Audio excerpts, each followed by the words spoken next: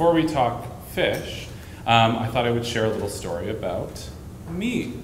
For those of you who, I think in this room, I'm actually a fairly new face to a lot of you, but the more you start to talk with me, the more you'll realize that the fish and the farm fish and me, they're kind of the same thing, so really it's just a scapegoat to talk more about fish. But the guy on the right there, Signature Denim Vest, is my father.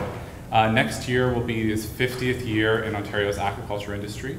He was responsible for setting up some of Ontario's first farms. He was a feed rep that called on a lot of the fish farms all across the province. And then in 1995, actually 1986, because it took him 9 years to get the permits, he opened his own hatchery just south of Owen Sound. And it is that hatchery that I grew up on. So you might say that fish farming runs in my blood.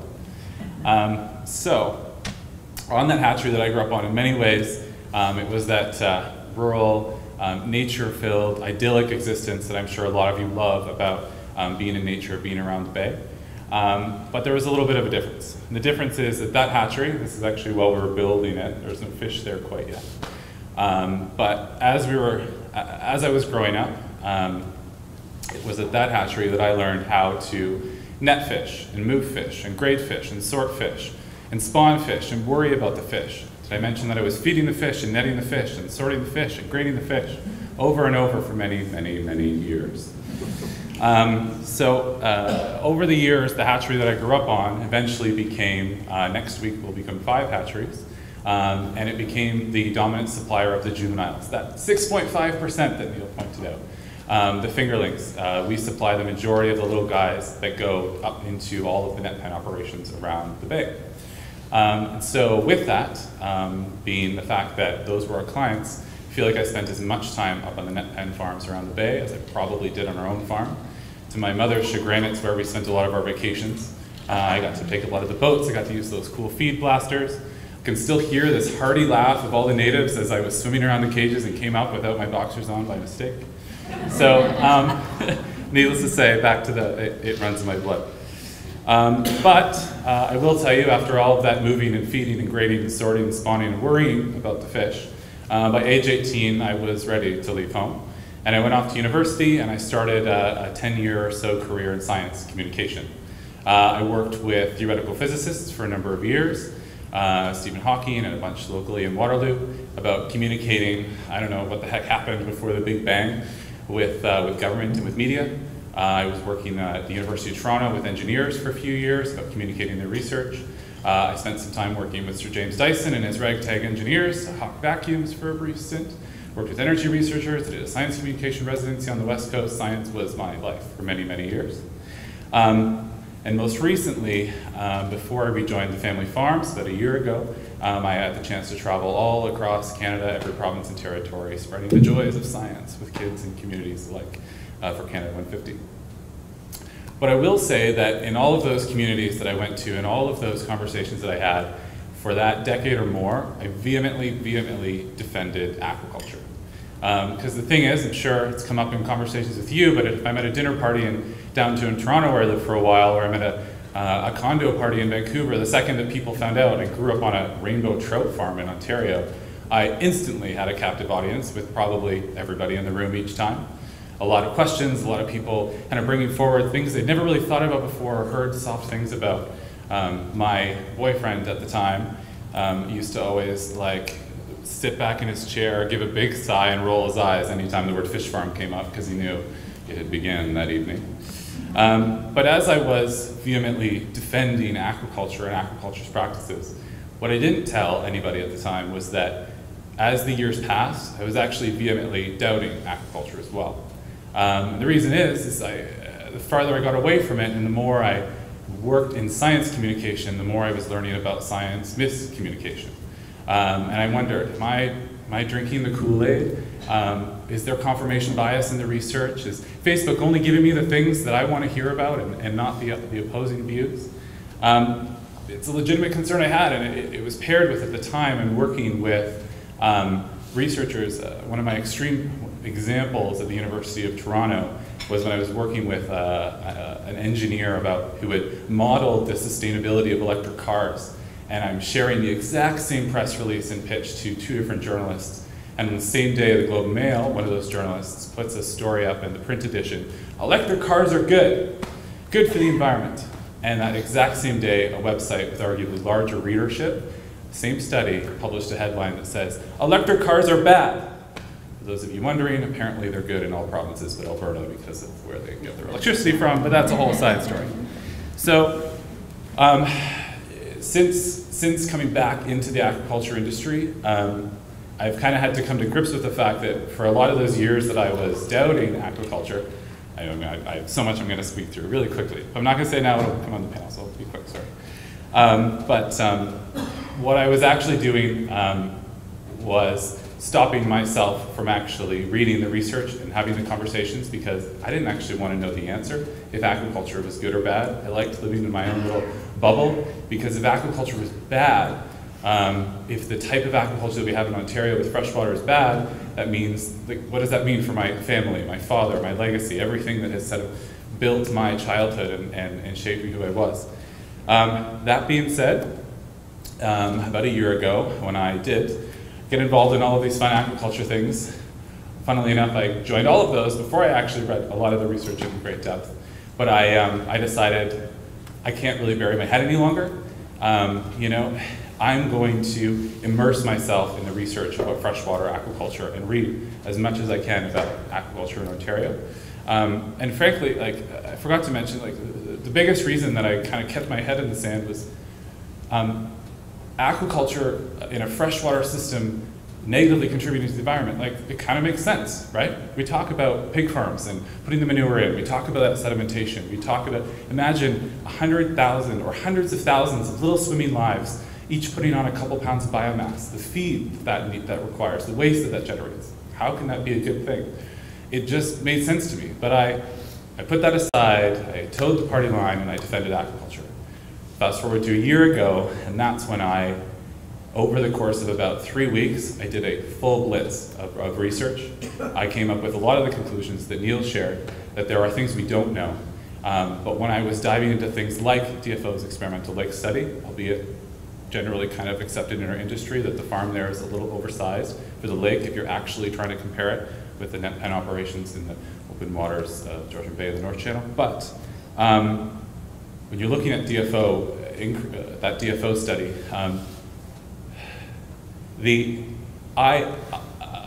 immersing myself in this research, it really came to light for me that aquaculture in a freshwater environment, I'm not sure if David's flashing me off the stage, but aquaculture in a freshwater environment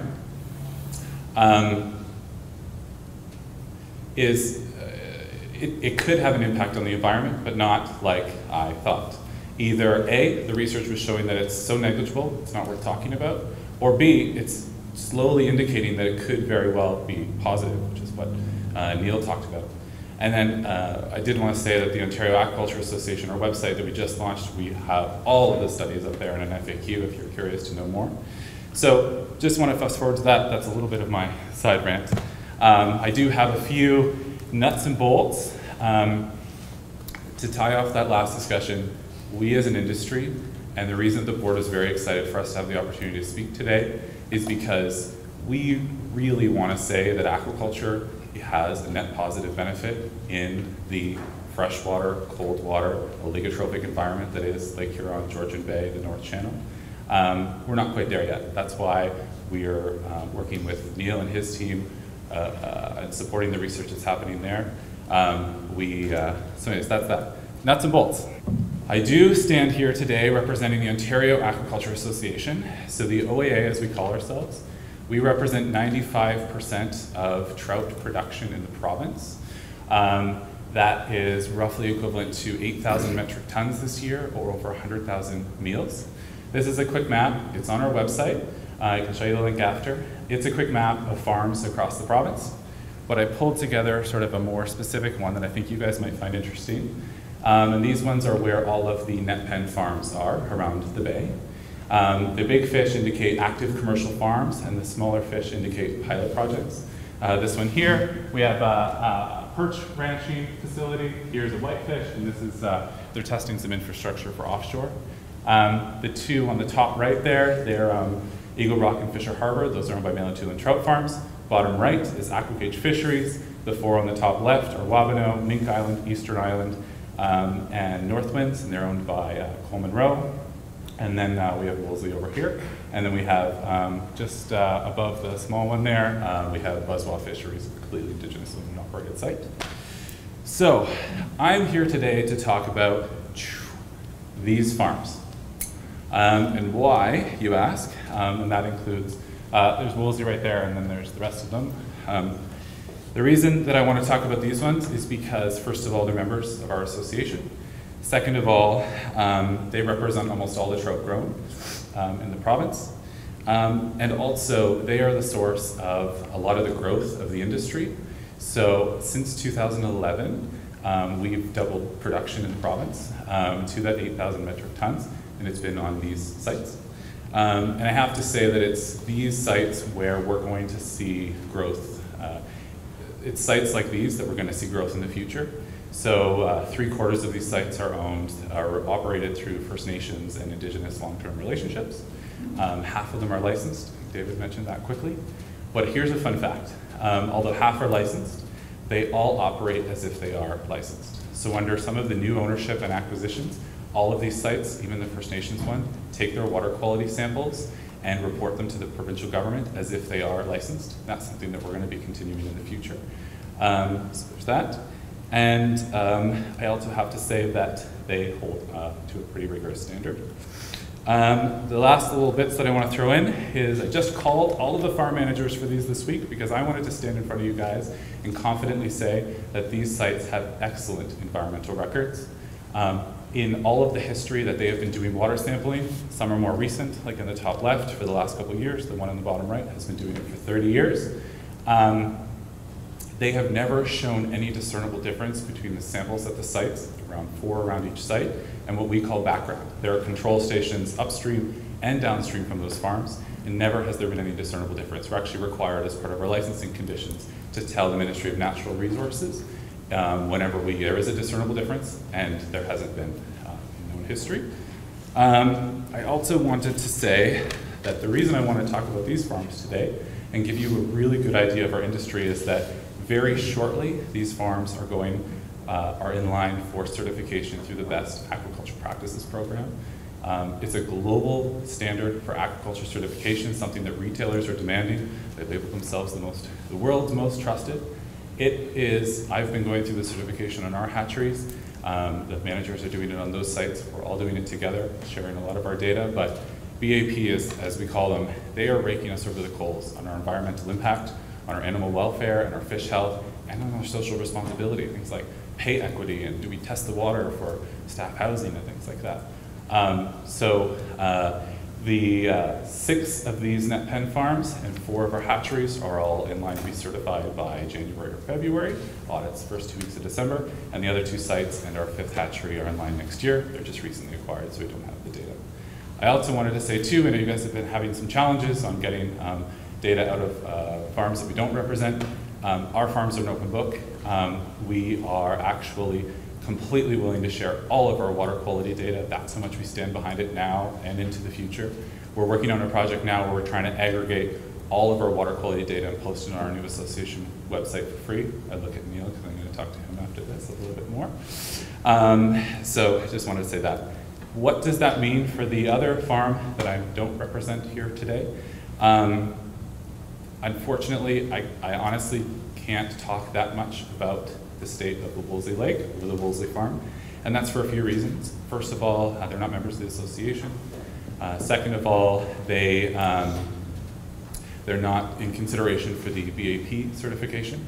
That's something unto itself, but it also means that the complete transparency of the other farms that I have working with them and that I've shared all of our farms' data, I just don't have into Wolseley. And the third is truly that they are a completely different ball game. They have different standards. They're deemed, I was actually just talking with M&R 2 days ago about them.